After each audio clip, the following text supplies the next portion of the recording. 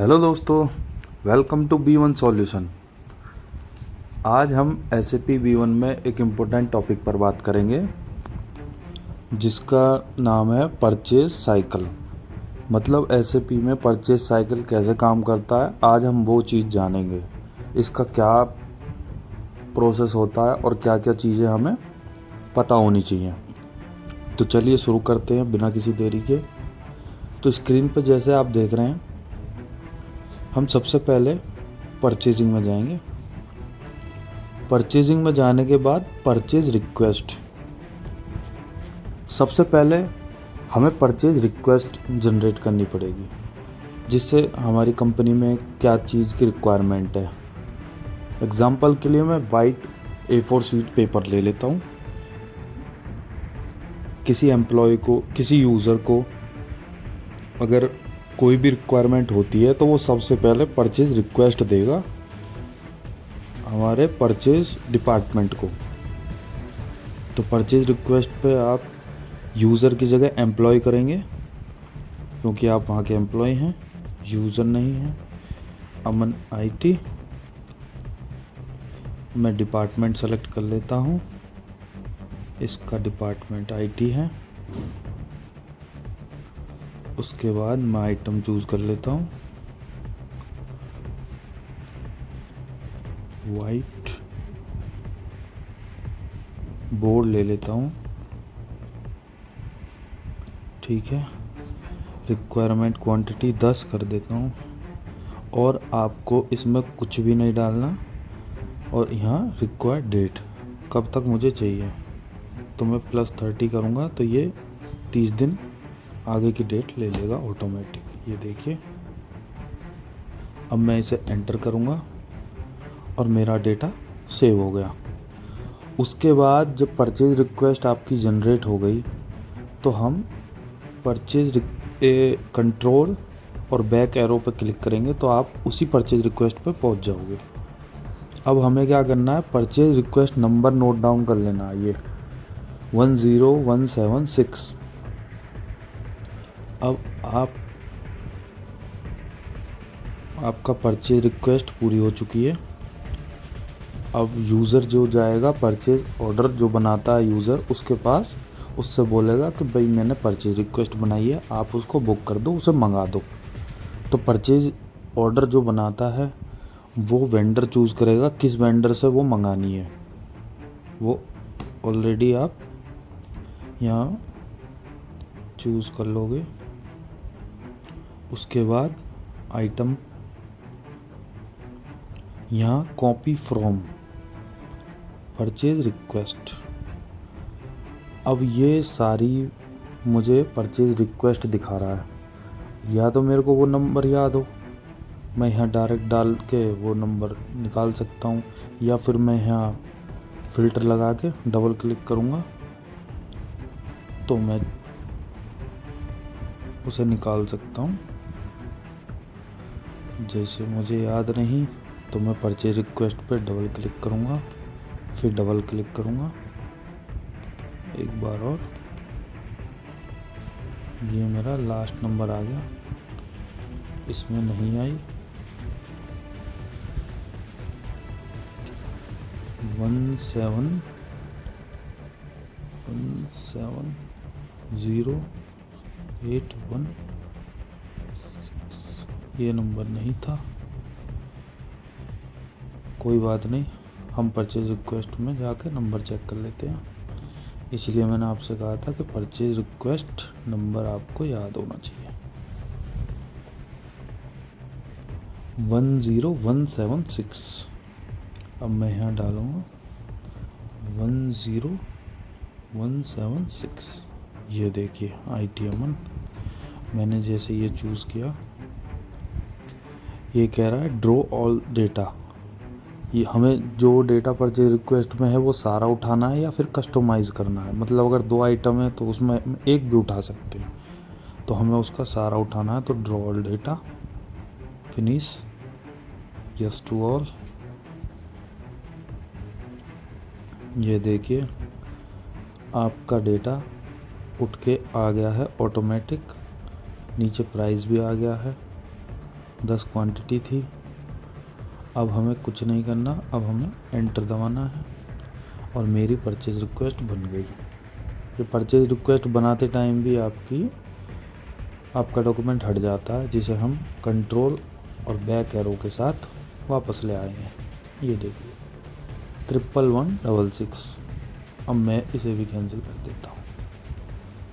अब purchase request ख़त्म हो गई, परचेज ऑर्डर वाले का काम ख़त्म हो गया। अब वेंडर को परचेज रिक्वेस्ट मिलेगी, परचेज ऑर्डर मिलेगा, वो आपका परचेज वाला ही उसको कॉल करेगा और मेल करेगा ये सब चीज़ें।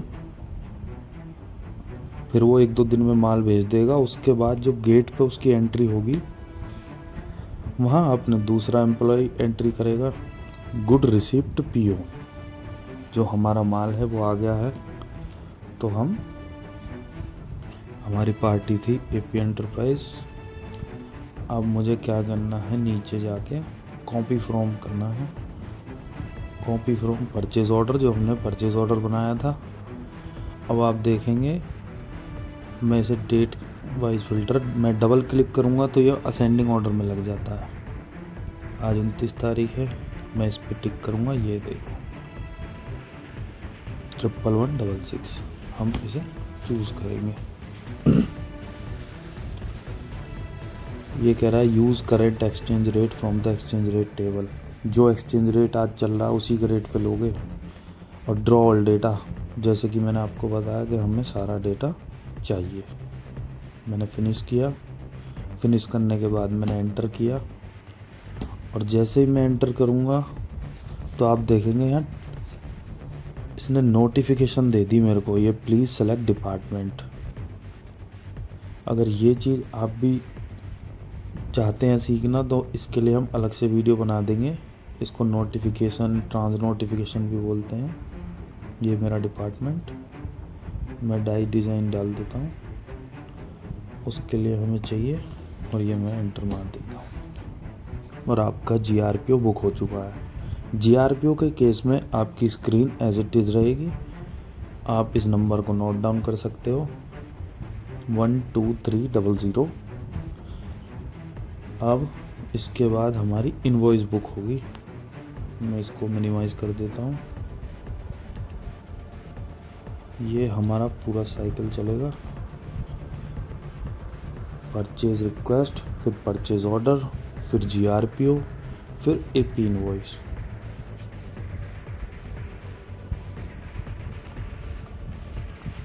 AP इनवॉइस खुल चुकी है। सबसे पहले मैं वेंडर चूज़ करूँगा। वेंडर था मेरा AP एंटरप्राइजेस, ठीक है। उसके बाद मैं नीचे गया, सेम GRPO। अब देखो यहाँ पे दिखा रहा है परचेज ऑर्डर, परचेज कोटेशन, मतलब आप यहाँ से भी डायरेक्ट AP बुक कर सकते हो, ठीक है। और ये साइकिल मैं क्यों बना रहा हूँ अभी मैं आपको लास्ट में बताऊँगा, इसका यूज़ क्या है और बेनिफिट्स क्या हैं। मैंने GRPO पे टिक किया। जैसे ही मैंने GRPO पे टिक किया, उसने मेरे को 2 GRPO दिखा दी कि ये 2 GRPO आपकी पेंडिंग है, इनकी इनवॉइस नहीं बनी है। तो हमें बनानी है, आज मैंने 2 बना दी। हमारी थी 12300। ये देखिए as it is, draw all data, finish. सारा डेटा मेरा कॉपी होकर GRPO से AP पे आ जाएगा, जैसे कि आ चुका है। मैं इसे एंटर करूँगा, यस।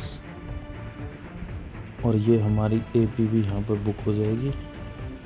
ये चूज सीरीज JW24, ये नोटिफिकेशन लगी हुई है गाइस, कोई बात नहीं, हम इसको जॉब वर्क कर लेते हैं। Yes, please select. अच्छा, बिल नंबर मैंडेटरी होगा, जो हमारा GRPO के टाइम परचेज ऑर्डर पे होगा, वहाँ हम बिल नंबर डालेंगे। या बिल नंबर में कुछ भी डाल देता हूँ। ये देखिए आपकी AP इनवॉइस बुक हो चुकी है। अब इसकी इनवॉइस बुक हो गई। अब हमारा बिल बन चुका है। अब करेंगे हम उसकी पेमेंट, आउटगोइंग पेमेंट। मेरी पार्टी कौन सी थी? AP enterprises. चूज़ करा और ये देखिए आपकी जो इनवॉइस बुक्ड है वो इसकी 90 दिन की पेमेंट है, इसलिए ये वाली देखो, ये वाली 29 तारीख को इनवॉइस बनी थी, उसकी पेमेंट हम नहीं कर सकते। कोई बात नहीं, अभी हम इसे एडवांस कर देते हैं। पेमेंट ऑन अकाउंट, हम इसे 12,000 एडवांस दे देते हैं। मैं आपको दिखाने के लिए कर रहा हूँ गाइस, बाकी आप की पॉलिसीज़ क्या है आप वहाँ चेक कर सकते हो। मैं कंट्रोल बी दबाऊँगा तो वो ऑटोमेटिक अमाउंट उठा लेगा। Control plus B, manual check number कुछ भी डाल दो। Okay, yes. अब मैं इसे ऐड कर दूंगा। ये देखिए, please select reference document number. अगर ये हमने नोटिफिकेशन लगा रखी है, अगर हमारी वैल्यू माइनस में जा रही है, मतलब कि हम एडवांस दे रहे हैं, तो हमें रेफरेंस डॉक्यूमेंट सेलेक्ट ही करना पड़ेगा। तो हमारा परचेज ऑर्डर था, हम परचेज ऑर्डर को रेफरेंस बना के दे सकते हैं। वेंडर था मेरा एपी